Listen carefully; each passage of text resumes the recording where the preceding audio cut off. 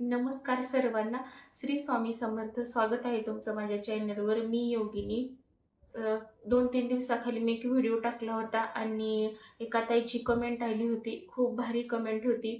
मनाला म्हणजे ऐकून खूप भारी वाटलं आणि वाटलं की बाबा खरंच आपण YouTubeवर पण आपल्याला अशा मला पहिलीच कमेंट होती. ती पहिली का असेना, पण त्यांचं जे प्रेम होतं माझ्यावर, त्यांच्या आशीर्वादासाठी आणि प्रेमासाठी मी मनापासून आभारी आहे.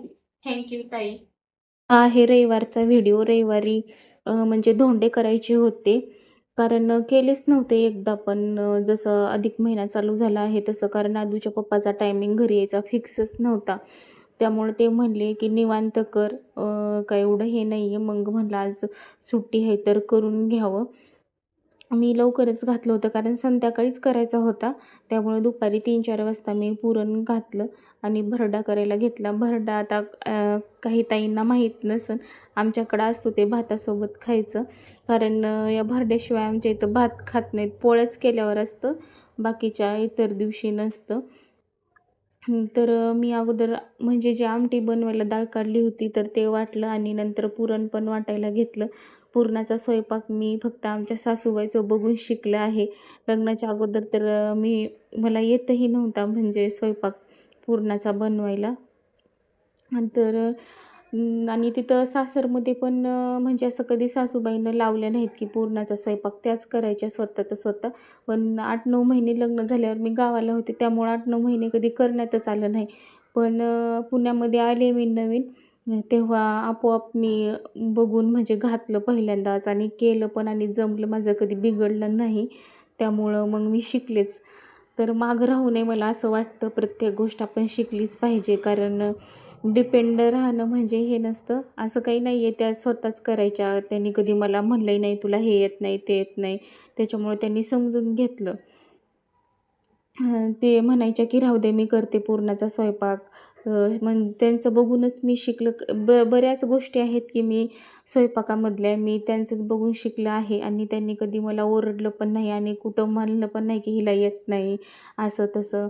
त्याच्यामुळं मग एवढं कधी गरज पडली नव्हती. पण जेव्हा पुण्यामध्ये आले ना, तेव्हा मग मी माझंच करायला घेतले आणि शिकले पण. मला वाटते 1 वर्ष होण्याच्या अगोदरच मी शिकले. लग्नाला 1 वर्ष होण्याच्या अगोदर आता सगळा स्वयंपाक येतो. संध्याकाळचे 6:45 वाजले आहेत तरी वाटत नाही की 6:45 वाजले. म्हणलं स्वयंपाकामध्ये मी जर रमले तर दिवाबत्तीकडं दुर्लक्ष होईल. त्याच्यामुळं अगोदर मी दिवाबत्ती करून घेतली. आणि आज काही मी म्हणजे माझी सेवा होत नव्हती, कारण उशीर होत असता स्वयंपाक करायला त्यामुळं, आणि नैवेद्य पण बनवायचा होता. तर लई म्हणजे इच्छा होती की अधिक महिन्यामध्ये होईन का नाही, होईन का नाही नैवेद्य बनवायचा. समाधानच भेटत नव्हतं. त्यामुळं मग म्हटलं नाही आता करायचंच. आज म्हणलं आता झालं उद्याच्या दिवसच आहे.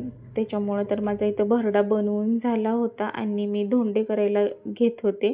थोडेच बनवायचे होते, कोणच खात नाही. तर आवडतं तर फक्त मलाच आवडतं. आदूच्या पप्पाला नादूला जास्त आवडत नाही. त्याच्यामुळं 5-6च बनवले नाही आणि सगळा स्वयंपाक केला. बाकी काही मी शूट नाही केलं. तर ते शूटमध्ये लक्ष गेलं ना तर मग स्वयंपाक 1 तास लागतो तिथं 2 तास लागतात. म्हणून म्हणलं डायरेक्ट स्वयंपाक केल्यावरच शूट घ्यावं. तर हा आहे सोमवारचा व्हिडिओ. सोमवारी हिचं कन्यापूजन केलं.